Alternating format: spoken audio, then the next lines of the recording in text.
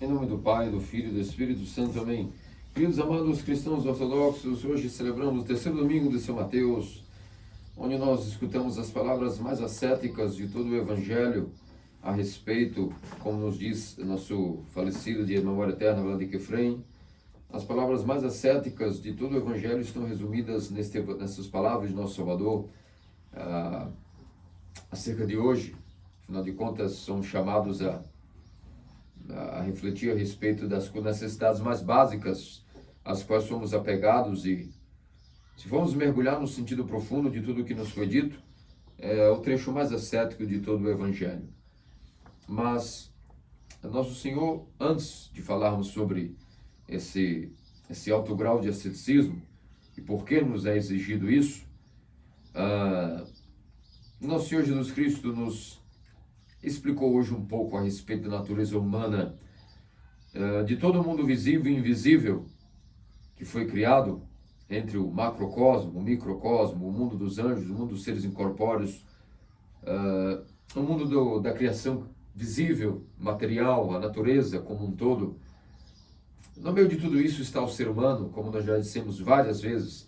A síntese do micro e macrocosmo é o próprio homem. Não há nenhuma outra instituição, corpo ou ser que possa conter em si essas duas vertentes do mundo criado, o mundo visível e o mundo visível. E o homem está no centro de tudo isso, como o pináculo da criação, foi colocado ali como a coisa mais preciosa, mais bela, a síntese de toda a criação é o ser humano. Aquele que é o objetivo de toda a criação é o homem.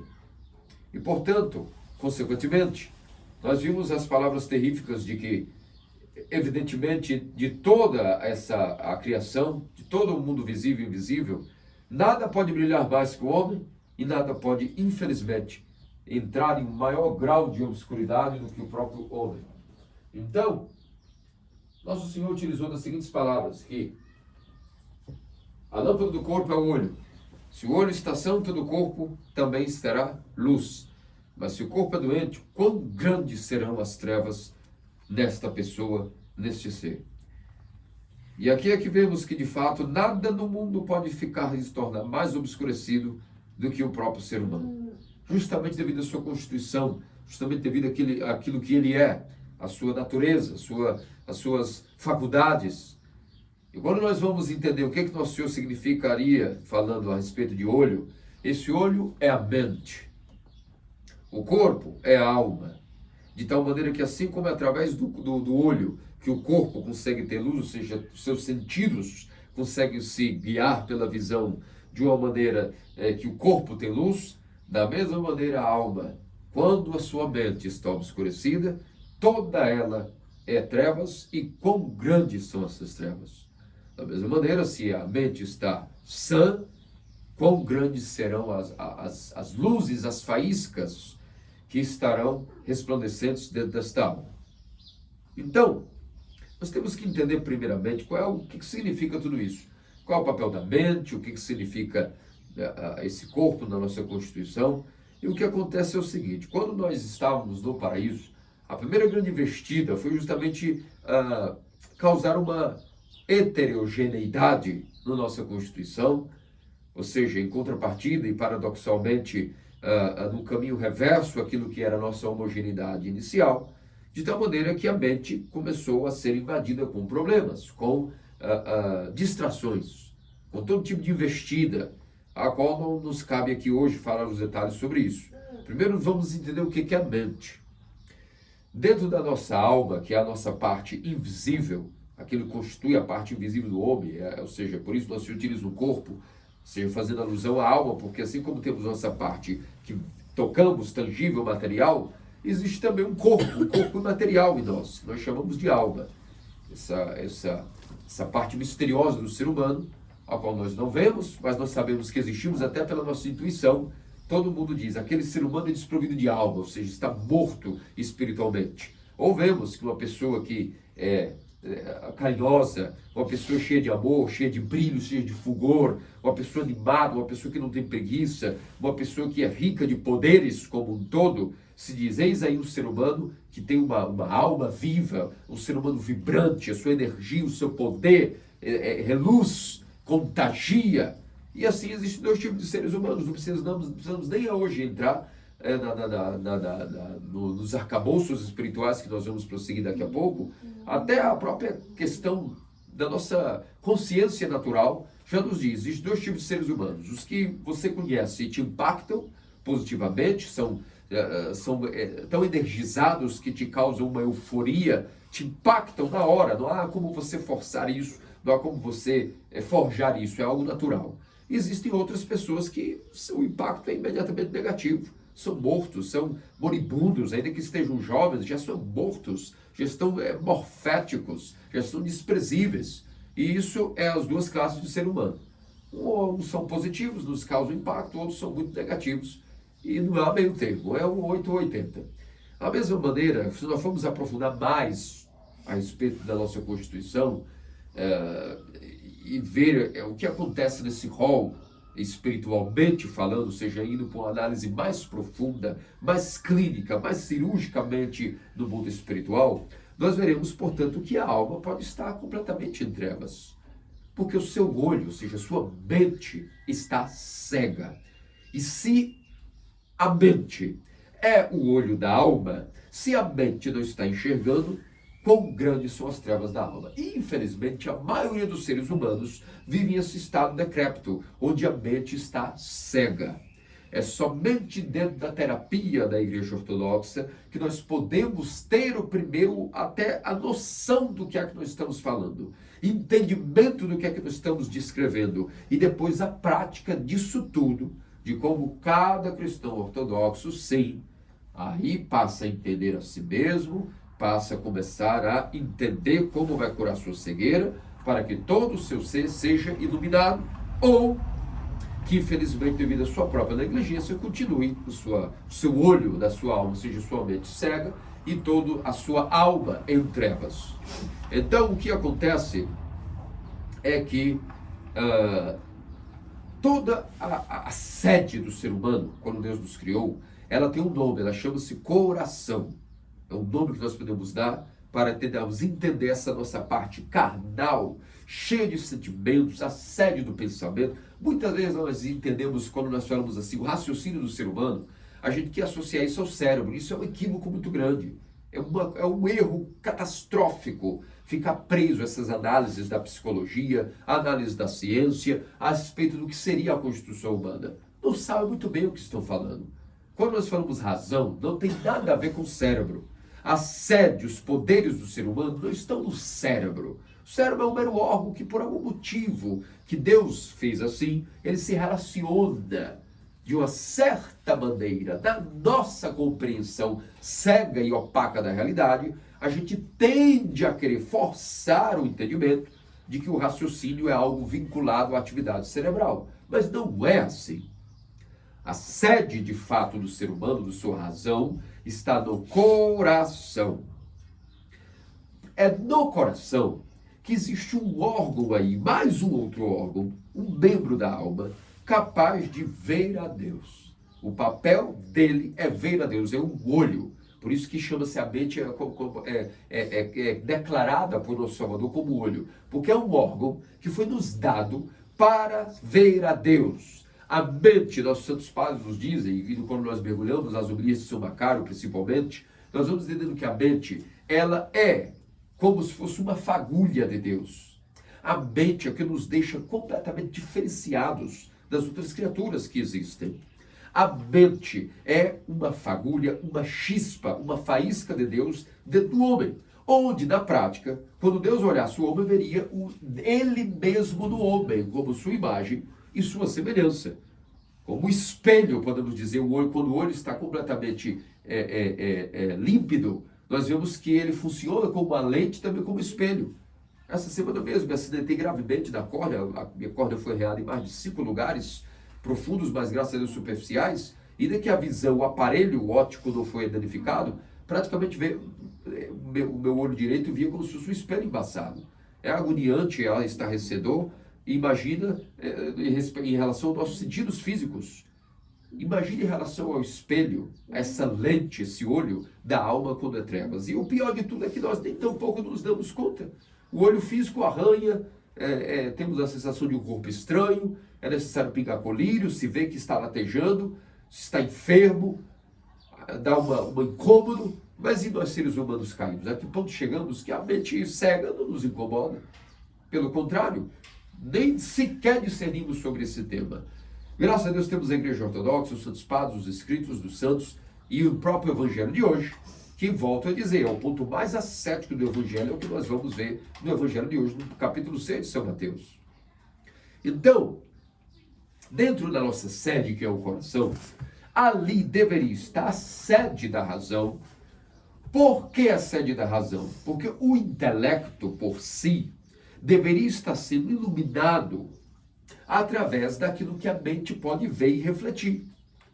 Porque ela originalmente está necessitada simplesmente de uma só coisa: ver a Deus e refletir a sua imagem. Nada mais do que isso, apenas isso. E quando, infelizmente, ela acaba entrando em algum tipo de enfermidade, algum tipo de doença, algum tipo de ocasião que não é o seu papel original, ela vai parar de funcionar. E quando ela para de funcionar, infelizmente nós não passamos mais, não só a não ver Deus, como não refletimos mais a sua luz. É por isso que a mente, por definição, se quiserem entender um pouquinho mais fácil o que é a mente, vamos esquecer essas coisas clínicas e psicológicas, essas coisas que são completamente débeis do que diz respeito ao entendimento da verdadeira antropologia do ser humano. Vamos parar um pouco de querer sermos os entendedores, os sabichões, os que entendem de tudo, os que entendem de todos os temas do mundo, como hoje está em moda, devido às redes sociais, essa falsa ciência, essa falsa medicina. Todos querem ser especialistas de tudo. Todos, especialmente os jovens, não viveram nem um quarto da vida, já querem saber de tudo, sabem discernir sobre tudo. Não chegaram nos 25 anos, que é um quarto do centenário, querem saber mais do que os que já viveram mais. São mais sofisticados, porque o tempo é mais moderno. Agora tudo avançou. Tudo para a ferdalha do demônio. Tudo ilusão. Então se vê pelos frutos. Quem é a geração mais bem-sucedida? São os avós do Dionísio ou são os jovens de hoje? São os meus avós ou sou eu mesmo? Quem que é mais sofisticado? Quem que é mais inebriado de sabedoria? Se nós formos um pouco humildes, vamos automaticamente, eu começo por mim mesmo. Vou cavar um buraco, vou colocar minha cabeça lá dentro, vou enterrar e dizer que nada sei. É o mais inteligente que eu posso fazer na minha geração. Agora vocês veem que as pessoas que vêm depois de mim, todos querem saber. Os próprios pais já são assim. Querem ensinar que sabem de tudo, porque vocês são especialistas, porque tem que saber ali. Tudo ilusão. Tudo isso é relativo. Tudo isso não temos nem certeza até onde é que nós estamos tocando. Quem sabe das coisas é a Santa Igreja Ortodoxa. Quem sabe das coisas são os padres iluminados, que nos deixaram escritos, como se fosse um pai que ama tanto um filho, que vai morrer e sabe que não vai conhecê-lo fisicamente, deixou cartas a ele, explicando realmente o que até onde ele pode entender. Porque tem certas coisas que ele não vai poder entender por livros. Ele terá que ele mesmo percorrer um caminho. E esse é o caminho que eu estou dizendo para vocês aqui, como se inicia. O bater o pé no chão. Da porta dessa capela para trás, deixar toda a bagagem que chamamos lixo, mas avançaremos mais tarde no sermão, e vocês vão entender como não passa de lixo. Não passa de coisas desprezíveis, aquilo que nós supostamente chamamos de conhecimento. Há que deixar de fora da capela. Senão não tem como avançar, não tem como nós chegarmos ao denominador comum. Alguns vão se julgar muito complexos de serem entendidos, outros muito simples e rústicos que já não podem acompanhar nenhuma complexidade. Ficamos nessas dicotomias. E a verdade que nós temos que entender é o seguinte: o ser humano possui uma partícula de Deus em si. Uma parte de Deus, uma faísca de Deus, uma fagulha de Deus, uma chispa de Deus, que é a mente. Primeira coisa a entender. Ela, quando nos foi dada no paraíso, deveria estar funcionando lá na sede do ser, que nós chamamos coração, atuando em que papel? Número 1, como vigilante, um sentinela, um soldado, protegendo todas as entradas e pórticos do santuário mor do ser humano, que é a sede onde Deus habita e habitaria, chamado coração. Não tem outro papel para a mente. Primeira pergunta, quem foi que disse que a mente foi feita para pensar? Isso é um defeito. Quem foi que disse que nós deveríamos pensar? É um defeito, é uma enfermidade crônica na natureza humana caída. Quando nós ficamos presos a esse negócio de atividade cerebral, raciocínio, nós não passamos de asnos selvagens, de burros galopantes, do que nós chamamos da terminologia ortodoxa clínica e hermenêutica, terapêutica. Você está em prelest, está em plani. E todo o seu primeiro Adão foi este, o que caiu entre a ilusão espiritual da enfermidade e depois foi se curando. Foi se curando e vemos que antes de morrer adquiriu sua santidade, aguardou no Hades durante 5.000 anos e foi libertado por nosso Filho e Salvador Jesus Cristo, e indo àquilo que é o paraíso. Mas olha só o caminho todo que ele teve que fazer após esse tropeço, após toda essa ignomínia que nos invadiu.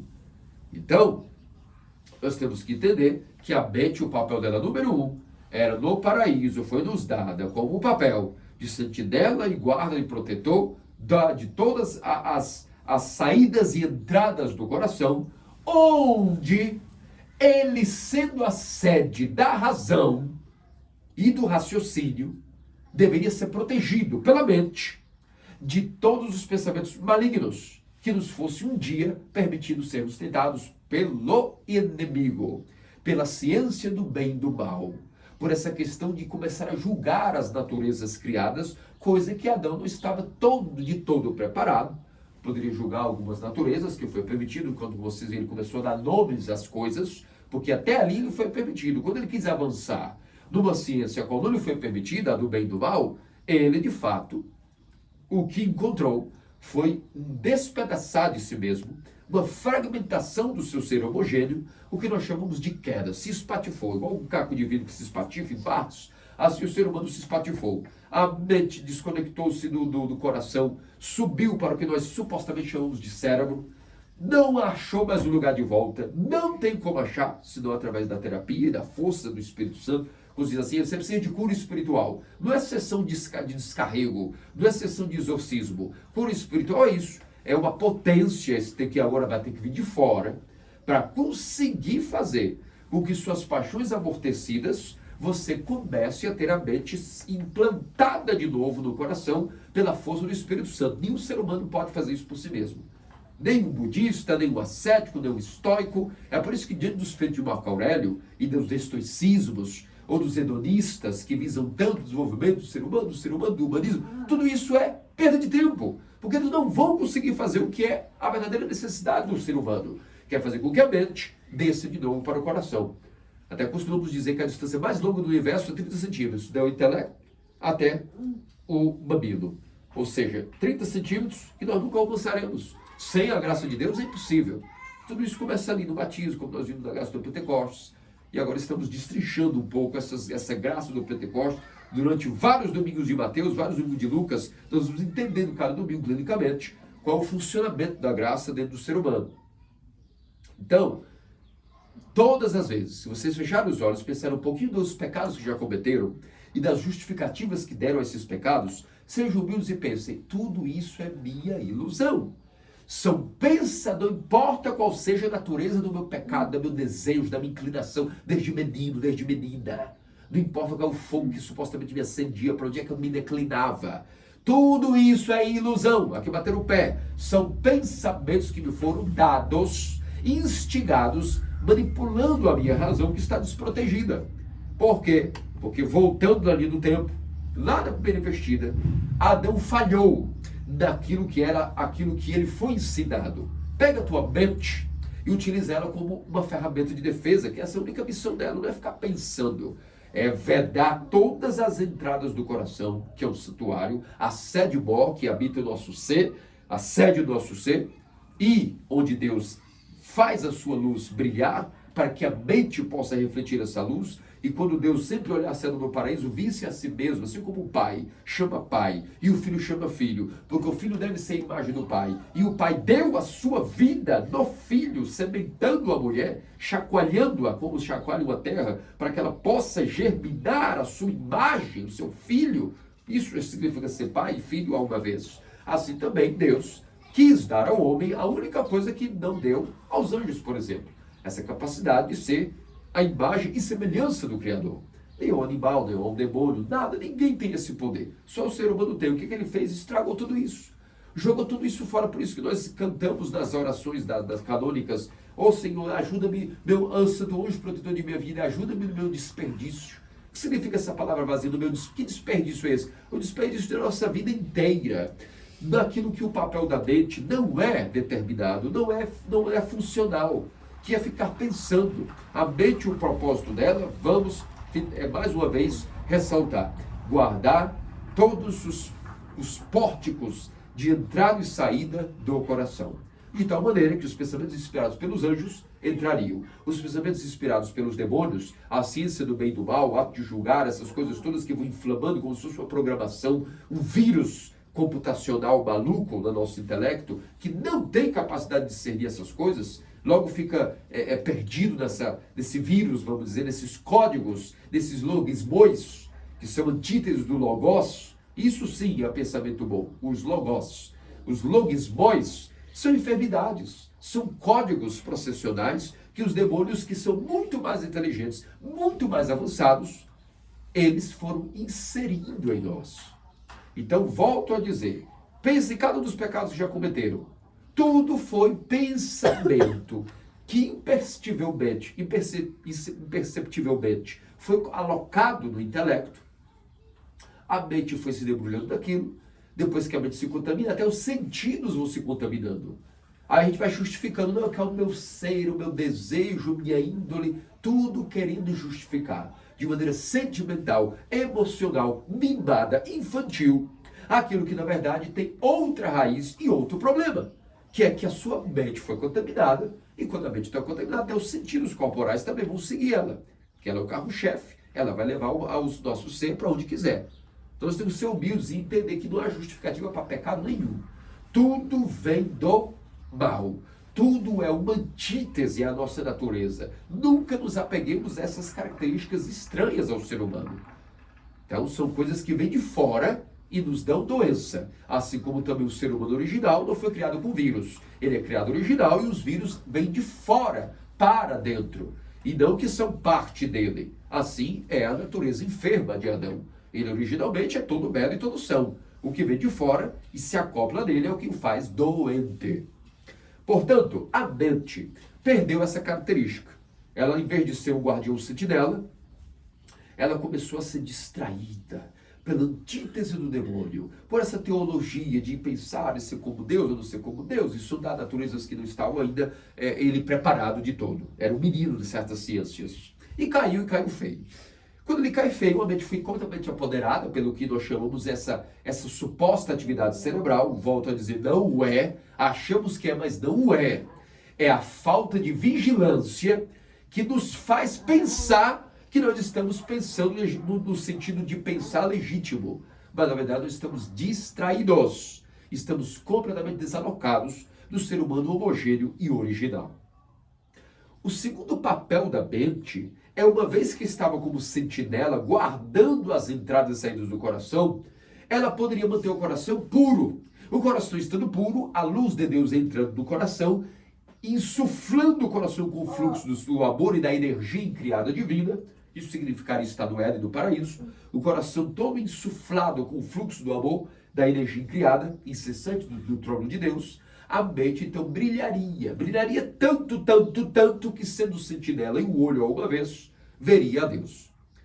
Quando ela está distraída, ela não tem nem tempo de ver Deus, nem tampouco está com a sua visão focada em Deus, e o pior, como ela tirou férias por tempo indeterminado, você olha no seu coração hoje, está lá uma plaquinha, vacation, não há tempo para voltar, é indeterminado.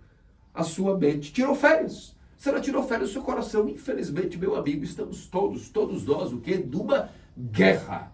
Numa guerra no sentido mais bélico, mais sangrento que se possa imaginar. Porque o seu coração agora está invadido, sem proteção, e quando um exército inimigo vê que as muralhas estão desabrigadas de arqueiros, de infantaria, de cavalaria, eles não vão nem se esforçar muito, simplesmente arrombam a porta do castelo, entram e fazem lá sua morada. É o que os demônios e os seres intelectuais fazem conosco, E é por isso que nós vamos levando essa suposta filosofia de vida. É daqui que se explica de onde veio o apego nosso às artes, à ciência, aos hobbies. Tudo isso é distração. Eu não vou nem chegar das paixões. Vou começar falando pelas coisas lícitas, que são as mais enganosas, as mais perigosas. Mais perigoso do que o fornicar, o roubar e matar, que logo você diz, meu Deus, o que eu estou fazendo? Tem algum problema evidente em mim. Mais enganoso é aquilo que é lícito. Que comerei, que beberei, que vestirei. Afinal de contas, todos temos que trabalhar pelo nosso pão de cada dia. Todos nós, se não comermos, vamos morrer. Se não vestir, vamos ficar completamente nus e vamos passar frio ou vamos ser torrados pelo calor. E tudo isso, essas preocupações, nos invadem de tal maneira que a nossa mente, em vez de se preocupar com o que ela deveria fazer, fica completamente ociosa e preguiçosa para o seu dever original e distraída, completamente arruinada naquilo que é, infelizmente, a vida que nós chamamos o mundo como um todo.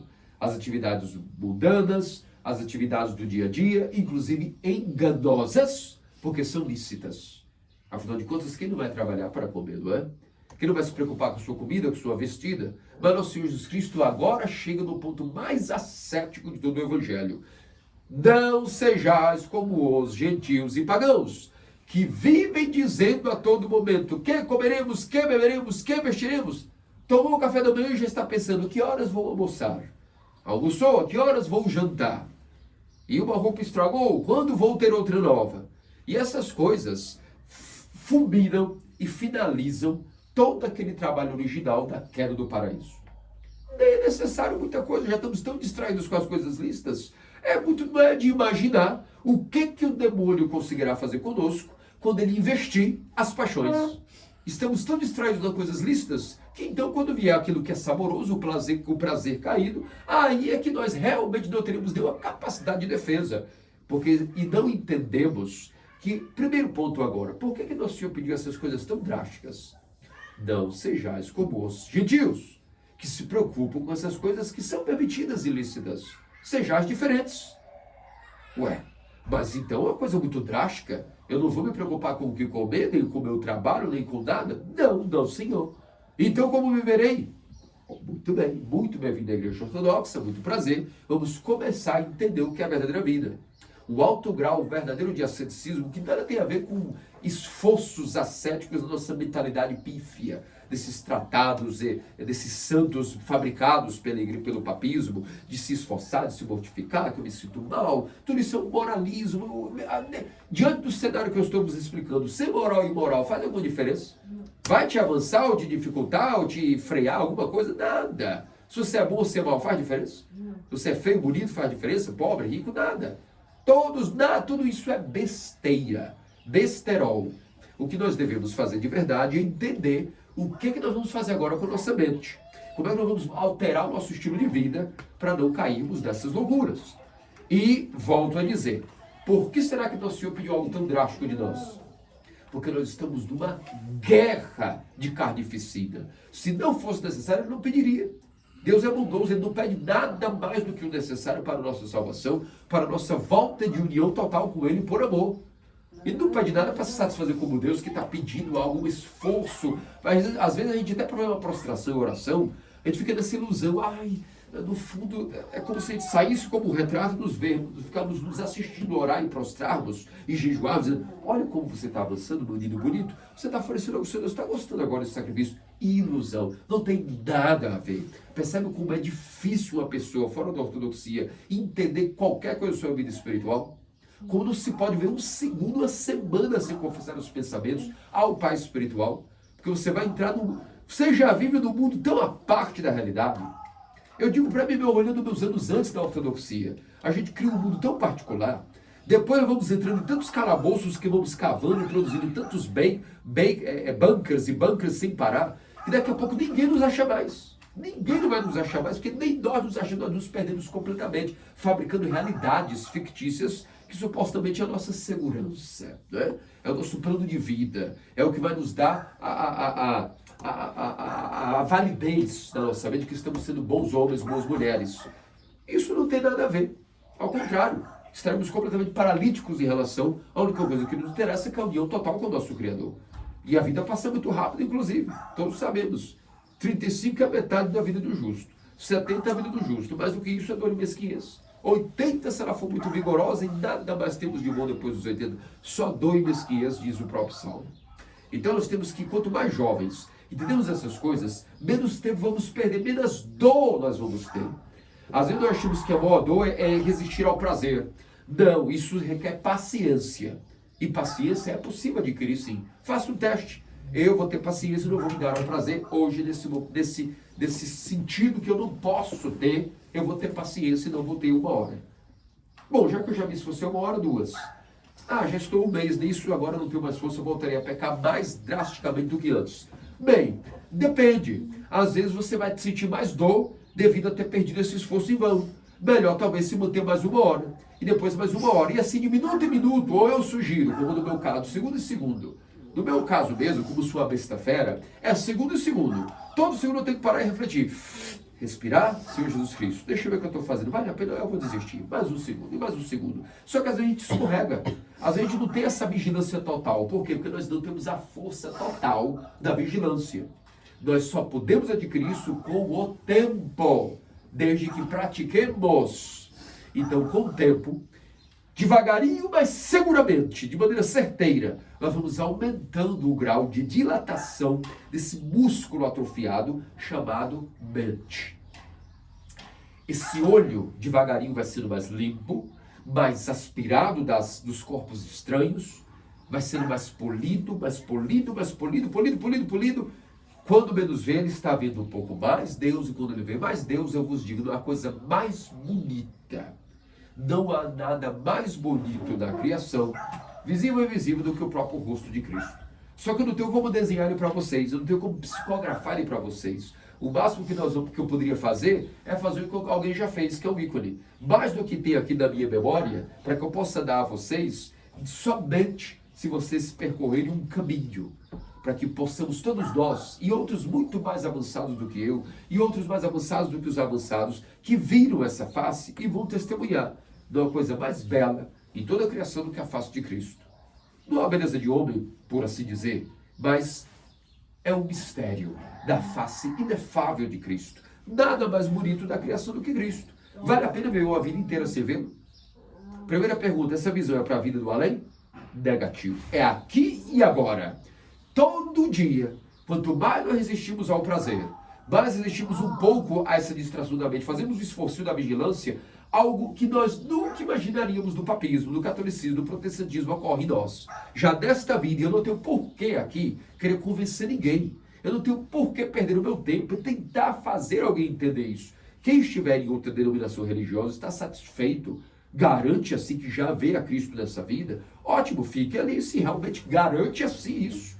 Mas eu sei, pela experiência própria, que eu não encontrei isso fora da igreja ortodoxa. E eu sei hoje, estando aqui, que é impossível, inclusive. E alguém vai dizer, quem és tu, pecador, para dizeres que contemplas algo divino?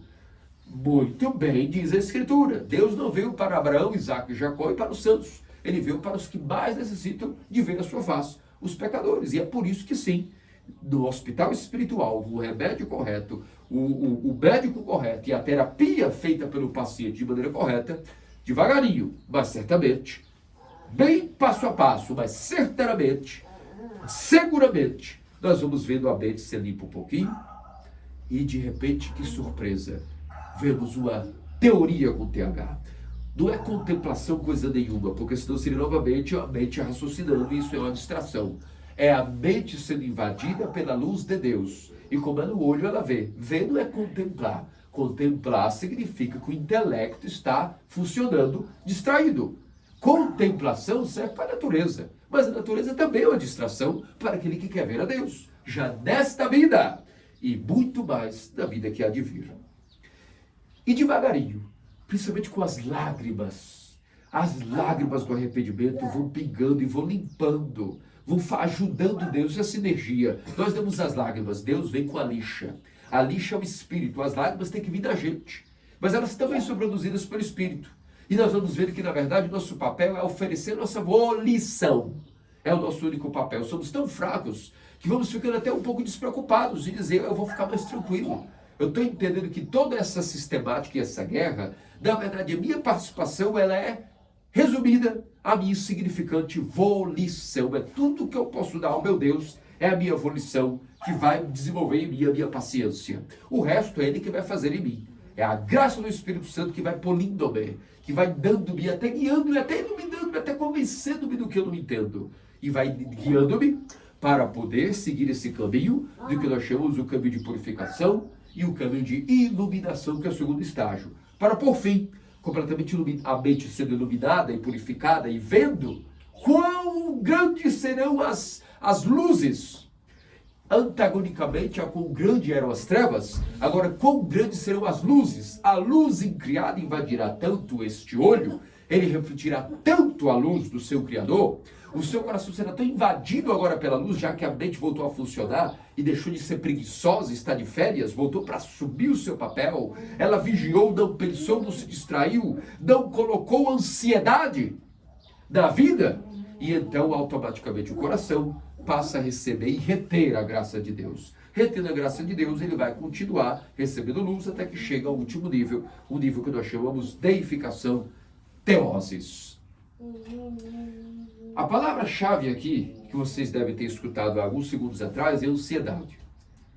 Então nós devemos perguntar, maravilha, tudo até aqui belíssimo, mas na prática o que eu vou fazer então? Não vou mais trabalhar? Não vou mais me preocupar com a comida? Vou me tornar um vagabundo? Vou me tornar um ideologicamente hippie ou desafortunado? Seria o sentido? Evidentemente que não. Ninguém deve parar de trabalhar. Isso é uma doença extremo, ou seria outro extremo. Ninguém vai parar de comer, se não morre. Ninguém vai parar de beber, se não morrerá. Ninguém vai parar de se vestir, se não poderá, não sei, entrar em outro tipo de loucuras. Então o que nós vamos fazer? Colocar cada coisa no seu lugar. Quando tudo está no seu lugar, tudo funciona.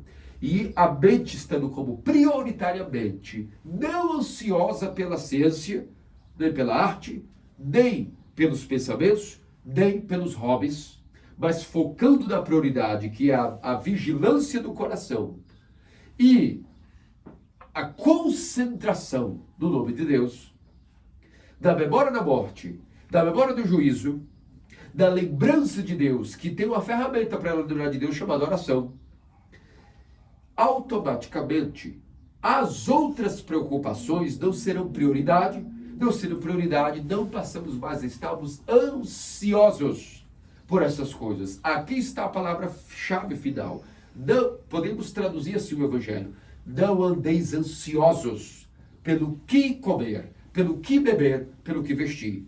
Mas buscai o reino dos céus e sua justiça, e todo demais será dado por acréscimo. Isso significa o ajuste final do Evangelho, a interpretação correta. Não andeis como gentios, ansiosos pelas coisas que o teu Criador te dará, caso você coloque em primeiro lugar o reino dos céus. O que é o reino dos céus? É o que eu acabei de explicar durante todo o sermão. O reino dos céus está aqui, dentro de nós. Isso não foi o que nós disse no Evangelho? O reino dos céus está dentro de vós. Aonde? Dentro do coração. O que nós vamos fazer para que o reino dos céus se manifeste em nós? Seguindo o exemplo de João Batista. E logo, logo chega o nosso São João Ortodoxo. Desde o tempo de João Batista e de nosso Senhor Jesus Cristo, aqueles que entram no reino dos céus são os que praticam violência. São os violentos que o arrebatam. O que significa essa violência? Reunir todo tipo de ira e vingança contra o meu próximo? Não, isso não é violência. Hoje, com essa apologia ao homem fraco, ao homem débil, ao homem gentil, ao homem completamente afeminado, ao homem frufru, como sinônimo de sofisticação, coisa que não é. Vale dizer que nós vivêssemos dos homens inteligentes do apogeu de Atenas ou de Roma, ou da vida greco-romana. Não vou nem entrar nos santos estáretos, ainda que se nós conhecêssemos algum, nos corrigiriam com pancadas e pauladas, como vemos nos apotégimas, e não com carinho e educação.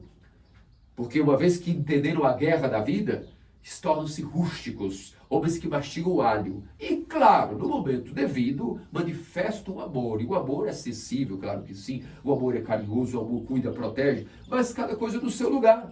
Isso vale para as mulheres também. Nenhuma mulher é atrativa sendo feminina no sentido de feminilidade como fraqueza. A feminilidade em si é a coisa mais forte do universo. É onde você pisa e você sabe que ela te aguentará. É o seu esteio, não é?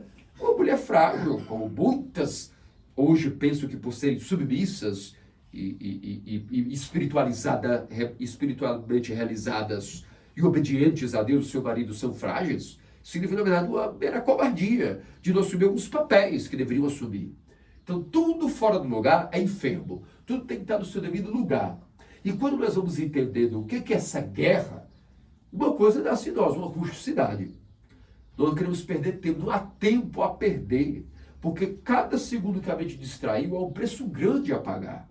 Então, nós vamos ajustar a nossa vida para não andarmos ansiosos por essas coisas que não podem ser prioridade, e entender e confiar em Deus com a paciência de que ainda que nós voltássemos no tempo, acumulássemos todo o dinheiro do mundo, poder e inteligência, nós nunca conseguiríamos ajustar nossa vida para o que é o melhor, segundo a vontade de Deus, não a minha vontade, a vontade de Deus, caso nós nos dedicássemos toda a nossa inteligência, poder, dinheiro e força para ajustar nossa vida melhor, da melhor maneira, conforme a vontade de Deus. Caso nós nos dedicássemos a vida inteira com todas essas regalias e prerrogativas, dinheiro, poder e inteligência, nós nunca conseguiríamos, se fosse algo como colocar, antes de qualquer preocupação em querer ajustar algo, botar o reino dos céus como primeiro lugar e esperar que por acréscimo tudo virá no seu devido lugar, tempo e no melhor ajuste. Porque às vezes a gente acha que sucesso e progressão de vida é o que a gente planejou. E na verdade isso pode ser, e na maioria das vezes é um equívoco. Só Deus é que pode planejar a vida de alguém. Será que é difícil imaginar isso? Pode o ser humano criado planejar a vida, comparando-se à vontade do seu ser que criou e sabe o que é melhor? Agora tem que confiar que ele nunca vai querer o pior nem o meio termo. A falta de realização vem nisso, quando a gente não entrega a nossa vida consagrando-se totalmente a Deus, aí nós sempre vamos estar no meio termo. Se não é totalmente frustrado, é não totalmente cheio. E nós não fomos feitos para estarmos vazios nem a meia boca.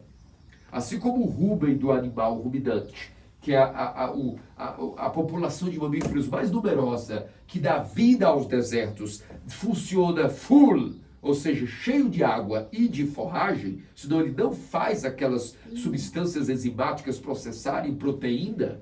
Da mesma maneira, se o espírito do homem não estiver full, cheio de Deus, ele não funciona espiritualmente. Não é como isso, eu estou um pouquinho de Deus. Olha, eu caminhei um pouquinho da igreja, eu tenho um pouquinho de Deus em mim. Isso não funciona. Ou é vazio ou é logo cheio, e vazio ninguém deve ser. Devemos estar cheios de Deus, ruminando a graça de Deus. Aí sim a mente funcionará bem. Não pensando, mas ruminando o quê? O nome de Deus. Ruminando o Senhor Jesus Cristo, tem piedade de mim.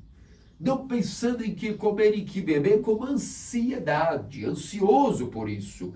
Mas, sim, trabalhando, tendo seu salário, seu sustento, que são lícitos, não permitindo que essas coisas lícitas, que são as mais enganosas e engenhosas, nos distraiam da prioridade que é o reino dos céus, a justiça e a sua palavra, o nome de Deus gravado no intelecto, a mente vigiando o coração para que não entre pensamentos demoníacos, e nesse pouquinho em pouquinho, de passo em passo, acertadamente eu vos garanto que a face de Deus, de Cristo, vai brilhar.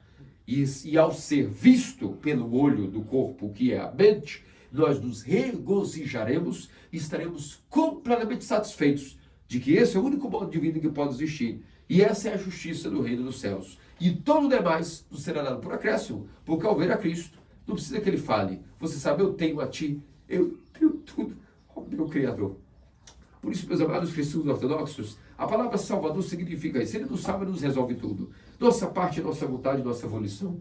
Pensamos a Deus e aos santos que comemoramos no calendário litúrgico. Todos os dias a igreja comemora santos especiais. Por isso, sempre pensamos a intenção dessas pessoas que são glorificadas na Trindade, adquiriram essa força sobrenatural que não vem deles, vem de Deus, mas são tão luminares que foram escritos em ícones. E sendo novos astros, brilham essa luz em nós, adquirindo esse bronzeado da graça, que a nossa mente possa ser toda ela luz, vendo Deus já nesta vida e muito mais na vida que há de vir. Que Deus, nosso Senhor Jesus Cristo, faça-nos dignos para as ações, principalmente até o tal que ser Virgem Maria e todos os santos.